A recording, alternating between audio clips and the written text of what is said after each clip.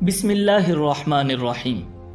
صلح حدیبیہ کے خاتمے کے بعد رسول اللہ صلی اللہ علیہ وسلم نے بڑی سرعت سے جنگ کی تیاری شروع کر دی اور پوری کوشش کی کہ یہ خبر مکہ والوں کو نہ ملنے پائے۔ رازداری کی انتہا یہ تھی کہ آپ صلی اللہ علیہ وسلم نے حضرت عائشہ صدیقہ رضی اللہ تعالی عنہا کو سفر کا سامان تیار کرنے کا حکم تو دیا، مگر یہ نہ بتایا کہ یہ سفر کہاں کا ہے۔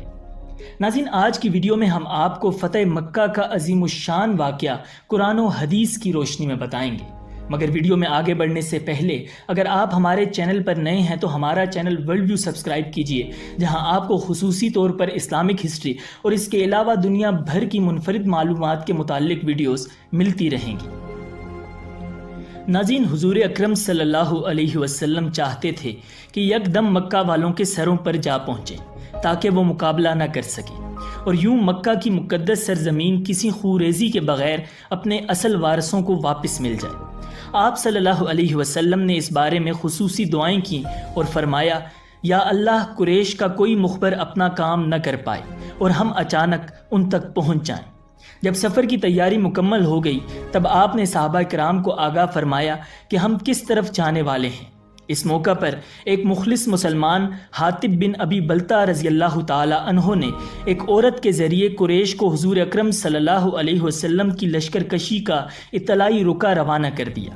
یہ ایک سنگین غلطی تھی، جو کسی اور سے سرزد ہوتی تو اس پر نفاق کا شبہ کیا جاتا، مگر حضرت حاطب رضی اللہ تعالی عنہ مخلص اور پرانے صحابی تھے۔ اس اضطرابی حرکت کی وجہ صرف یہ تھی کہ مکہ میں ان کے اہل و عیال بے سہارا تھے، کوئی اور رشتہ دار وہاں ان کا حمایتی نہ تھا۔ انہیں خطرہ ہوا کہ کہیں قریش مسلمانوں کو حملہ کرتے دیکھ کر میرے بیوی بچوں کو یرغمال نہ بنا لے، اس لیے قریش سے یہ بھلائی کر کے وہ اپنے اہل و عیال کے حق میں ان کے نیک سلوک کے مستحق بننا چاہتے تھے۔ رسول اللہ صلی اللہ علیہ وسلم کو اللہ تعالیٰ نے اس کی اطلاع دے دی۔ آپ صلی اللہ علیہ وسلم نے حضرت علی، حضرت زبیر اور حضرت مقداد بن اسود رضی اللہ تعالی عنہم کو اس عورت کے پیچھے بھیجا۔ انہوں نے سرپٹ گھوڑے دوڑا کر مدینہ کے مضافاتی مقام روضہ خاخ میں اسے جا لیا اور حضرت حاطب رضی اللہ تعالی عنہ کا رکا برآمد کرا لیا۔ جب رسول اللہ صلی اللہ علیہ وسلم نے حضرت حاطب رضی اللہ تعالی عنہ سے پوچھ گچھ کی تو انہوں نے مکہ میں اپنے اہل و عیال کے بے آسرا ہونے کا عذر بیان کیا اور کہا، مکہ میں میرے اہل و عیال کا کوئی قرابت دار نہیں، میں نے چاہا کہ مکہ والوں پر کوئی احسان کر دوں تاکہ وہ میرے قرابت داروں کا لحاظ رکھیں۔ حضرت عمر رضی اللہ تعالی عنہ نے اس عذر کو تسلی بخش نہ سمجھا اور غضبناک ہو کر کہا، یا رسول اللہ، اجازت دیں تو میں اس منافق کی گردن اڑا دوں۔ مگر آپ صلی اللہ علیہ وسلم نے حضرت حاطب رضی اللہ تعالی عنہ کی سابقہ خدمات، خصوصاً غزوہ بدر میں ان کی شرکت کو ملحوظ رکھتے ہوئے عذر قبول کر کے انہیں معاف کر دیا، اور حضرت عمر رضی اللہ تعالی عنہ سے مخاطب ہو کر فرمایا، تمہیں کیا معلوم کہ اللہ نے اہل بدر کی طرف توجہ فرما کر کہا تھا کہ جو چاہو کرو، میں تمہاری بخشش کر چکا ہوں۔ آخر کار حضور صلی اللہ علیہ وسلم نے 10,000 سرفروشوں کے لشکر جرار کے ساتھ 10 رمضان المبارک سن 8 ہجری کو مدینہ سے کوچ کیا۔ یہ سفر شدید گرمی کے موسم میں تھا، رمضان کے روزے بھی تھے، سفر کی رفتار بھی دگنی رکھی گئی تھی۔ چونکہ مسافر کو روزہ نہ رکھنے کی شرعی رخصت ہے، اس لیے رسول اللہ صلی اللہ علیہ وسلم نے صحابہ کرام کو حکم دیا کہ وہ روزے نہ رکھیں۔ آپ صلی اللہ علیہ وسلم نے فرمایا، اپنے دشمن کے مقابلے میں کبھی رہو، مگر حضور صلی اللہ علیہ وسلم خود عزیمت پر عمل پیرا ہو کر روزہ دار تھے۔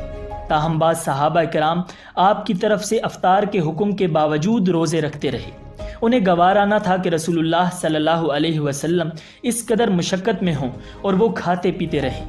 جب الارج کے مقام پر پڑاؤ ڈالا گیا تو حضور اقدس صلی اللہ علیہ وسلم پیاس یا تپش کی وجہ سے سر پر پانی ڈالنے لگے۔ آپ صلی اللہ علیہ وسلم کی مشقت دیکھ کر بعض صحابہ نے چاہا کہ آپ صلی اللہ علیہ وسلم افطار کر لیں۔ انہوں نے عرض کیا، یا رسول اللہ، آپ نے روزہ رکھا ہے تو بعض لوگوں نے بھی روزہ رکھا ہوا ہے۔ تاہم حضور صلی اللہ علیہ وسلم روزے رکھتے رہے، مگر جب مکہ 90 کلومیٹر دور رہ گیا تو آپ صلی اللہ علیہ وسلم نے قدید کے نخلستان میں پڑاؤ ڈالا اور سب کے سامنے ایک پیالہ پانی منگوا کر نوش فرمایا۔ یہ دیکھ کر سب لوگوں نے روزے رکھنا چھوڑ دیے۔ لشکر کی نقل و حرکت اتنی خاموش اور تیز تھی کہ قریش کو آخر تک کچھ پتہ نہ چلا اور مسلمانوں نے 2 ہفتوں کی مسافت صرف 1 ہفتے میں طے کر لی۔ حضور صلی اللہ علیہ وسلم کے چچا حضرت عباس رضی اللہ تعالی عنہ بھی آپ کی روانگی سے بے خبر تھے اور اپنے اہل و عیال کو لے کر ہجرت کے ارادے سے نکل پڑے تھے۔ مکہ سے 82 میل دور جحفہ کے مقام پر انہیں مسلمانوں کا عظیم لشکر آتا دکھائی دیا تو حیران رہ گئے۔ آپ صلی اللہ علیہ وسلم انہیں دیکھ کر بے حد خوش ہوئے اور انہیں ہم رکاب فرما لیا۔ حضور صلی اللہ علیہ وسلم نے مکہ کے قریب مر الزہران پہنچ کر پڑاؤ ڈالا۔ تب قریش کو ہوش آیا اور وہ مکہ کے دروازوں پر اتنی بڑی فوج دیکھ کر سراسیمہ ہو گئے۔ یہاں ایک عجیب واقعہ پیش آیا۔ قریش کے متعصب اور سرکردہ لوگوں میں سے 2 افراد نے اسلام قبول کر لیا۔ دونوں ابو سفیان تھے، ایک ابو سفیان بن حرب، دوسرے ابو سفیان بن الحارث۔ ابو سفیان بن الحارث بنو ہاشم کے ممتاز رکن اور حضور صلی اللہ علیہ وسلم کے چچازاد تھے، بچپن اور جوانی کے دوست تھے، شاعری میں بھی انہیں کمال حاصل تھا، مگر انہوں نے شان رسالت میں نازیبہ اشعار کہہ کر حضور صلی اللہ علیہ وسلم اور مسلمانوں کو بڑا دکھ پہنچایا تھا۔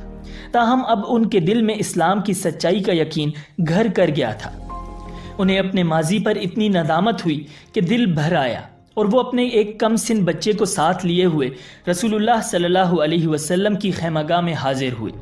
آپ کو ان کی آمد کی اطلاع ملی تو ان کے دیے ہوئے زخم یاد آ گئے۔ آپ نے فرمایا، میں ملنا نہیں چاہتا۔ انہیں معلوم ہوا تو بےتاب ہو کر کہنے لگے، اللہ کی قسم، اگر حضور صلی اللہ علیہ وسلم نے مجھے ملنے کی اجازت نہ دی تو میں اپنے چھوٹے بچے کا ہاتھ تھام کر کسی صحرا میں نکل جاؤں گا اور ہم وہیں بھوکے پیاسے مر جائیں گے۔ آپ صلی اللہ علیہ وسلم کو یہ بات بتائی گئی تو تڑپ اٹھے، انہیں بلایا اور مشرف اسلام فرمایا۔ ابو سفیان بن الحارث رضی اللہ تعالی عنہ اب اپنے ماضی کی کوتاہیوں کی تلافی کرنے کے لیے بے چین تھے۔ ادھر ابو سفیان بن حرب جو قریش کے سب سے جری اور نامور سردار تھے، 2 ساتھیوں کے ہمراہ لشکر اسلام کا جائزہ لینے کے لیے نکلے۔ حضور صلی اللہ علیہ وسلم کے حکم سے مسلمانوں نے اپنے خیموں کے سامنے الاؤ روشن کر رکھے تھے۔ مکہ والے دور سے سینکڑوں روشنیاں جگمگاتی دیکھ کر مرعوب ہو رہے تھے۔ ابو سفیان بن حرب بھی یہ منظر دیکھ کر بے ساختہ پکار اٹھے کہ ایسا لشکر اور ایسی روشنیاں میں نے زندگی بھر نہیں دیکھی۔ ان کی بلند آواز رات کے سناٹے میں دور تک گئی۔ حضرت عباس رضی اللہ تعالی عنہ جو اب حضور صلی اللہ علیہ وسلم کے لشکر میں شامل تھے، اپنے خچر پر قریب ہی گشت کر رہے تھے۔ انہوں نے تاریکی میں آواز پہچان لی اور بولے، ارے اللہ کے بندے، رسول اللہ صلی اللہ علیہ وسلم 10,000 مسلمانوں کے ساتھ آ چکے ہیں، آج تم ان سے مقابلے کی تاب نہیں رکھتے۔ ابو سفیان بولے، بچنے کی کوئی صورت؟ حضرت عباس رضی اللہ تعالی عنہ جانتے تھے کہ اگر کسی مسلمان نے ابو سفیان کو دیکھ لیا تو ان کا بچنا مشکل ہو جائے گا، اس لیے فوراً ابو سفیان کو اپنے خچر پر ساتھ بٹھا لیا اور اسے سر پر دوڑا کر لشکر کے مختلف حصوں کے درمیان سے گزرتے ہوئے سیدھے حضور صلی اللہ علیہ وسلم کی خدمت میں پہنچ گئے۔ ادھر حضرت عمر فاروق رضی اللہ تعالی عنہ بھی پیچھے دوڑے آئے اور اجازت مانگنے لگے کہ دشمنوں کے سردار کا سر قلم کر دیا جائے، مگر حضور اکرم صلی اللہ علیہ وسلم ابو سفیان جیسے دشمن کو بھی کامیاب دیکھنا چاہتے تھے۔ حضور اقدس صلی اللہ علیہ وسلم نے انہیں دعوت اسلام دیتے ہوئے فرمایا، ابو سفیان، کیا اب بھی وقت نہیں آیا کہ تم گواہی دو کہ اللہ کے سوا کوئی معبود نہیں؟ ابو سفیان یہ سلوک دیکھ کر پسیج گئے، بولے، میرے ماں باپ آپ پر قربان، آپ کیسے مہربان، کتنے دریا دل اور کتنے بامروت ہیں۔ اللہ کی قسم، میں سمجھ گیا ہوں کہ اگر اللہ کے سوا کوئی اور معبود ہوتا تو آج میرے کام ضرور آتا۔ گویا ابو سفیان کو مسئلہ توحید سمجھ آ گیا تھا۔ حضور اکرم صلی اللہ علیہ وسلم نے چاہا کہ اب وہ اپنی زبان سے کلمہ شہادت پڑھ لیں اور توحید و رسالت دونوں کا اقرار کریں، اسی لیے فرمایا، اور کیا اب تک اس بات کا وقت نہیں آیا کہ تم مان لو کہ میں اللہ کا رسول ہوں؟ ابو سفیان بولے، بلا شبہ آپ رحیم و کریم ہیں، مگر اس معاملے میں ابھی تک مجھے کچھ تردد ہے۔ حضرت عباس رضی اللہ تعالی عنہ ساتھ کھڑے یہ سب دیکھ رہے تھے۔ وہ جانتے تھے کہ ابو سفیان پر حقیقت واضح ہو چکی ہے، مگر صرف ایک رئیسانہ نخوت انہیں اللہ کی غلامی اور بارگاہ رسالت کی حلقہ بگوشی سے روک رہی ہے۔ انہوں نے فوراً اس شیطانی وسوسے کو دور کرنے کے لیے کہا، اللہ کے بندے، اس سے پہلے کہ تمہاری گردن اڑا دی جائے اسلام قبول کر لو۔ یہ نسخہ کارگر ثابت ہوا۔ ابو سفیان تمام وسوسوں کو ذہن سے جھٹک کر اسلام لے آئے۔ اس موقع پر حضرت عباس رضی اللہ تعالی عنہ نے حضور اقدس صلی اللہ علیہ وسلم سے ابو سفیان بن حرب رضی اللہ تعالی عنہ کو کوئی اعزاز دینے کی سفارش کی۔ حضرت صلی اللہ علیہ وسلم نے فرمایا، کیوں نہیں؟ جو شخص ابو سفیان کے گھر میں پناہ لے وہ مامون ہے، جو حرم شریف میں پناہ لے وہ بھی مامون ہے، اور جو اپنے گھر کا دروازہ بند کر لے وہ بھی مامون ہے۔ رحمت عالم صلی اللہ علیہ وسلم نے یہ پیشکش اس لیے فرمائی تاکہ مکہ کے لوگ عدم تحفظ کا شکار ہو کر لڑنے بھیڑنے کی کوشش نہ کریں، کیونکہ بعض اوقات خوف بھی انسان کو حملے پر مجبور کر دیتا ہے۔ آپ صلی اللہ علیہ وسلم نے سب کے لیے امن کی عملی صورتیں مہیا فرما کر اس کا انتظام کر دیا کہ مسلمان کسی مزاحمت کا سامنا کیے بغیر مکہ میں داخل ہو جائیں اور مقدس سرزمین خونریزی سے پاک رہے۔ ناظرین، پھر کس فاتحانہ شان کے ساتھ سرور کونین امام الانبیاء جناب رسول اللہ صلی اللہ علیہ وسلم اپنے آبائی شہر مکہ مکرمہ میں داخل ہوئے، اور آپ کو طرح طرح کی اذیتیں پہنچانے والے قریش مکہ کے ساتھ آپ نے کیا سلوک کیا، جاننے کے لیے دیکھیے اس ویڈیو کا پارٹ 2۔ ناظرین، اگر آپ کو یہ ویڈیو پسند آئی ہے تو ویڈیو کو لائک کیجیے، چینل کو سبسکرائب کیجیے۔ اللہ نگہبان۔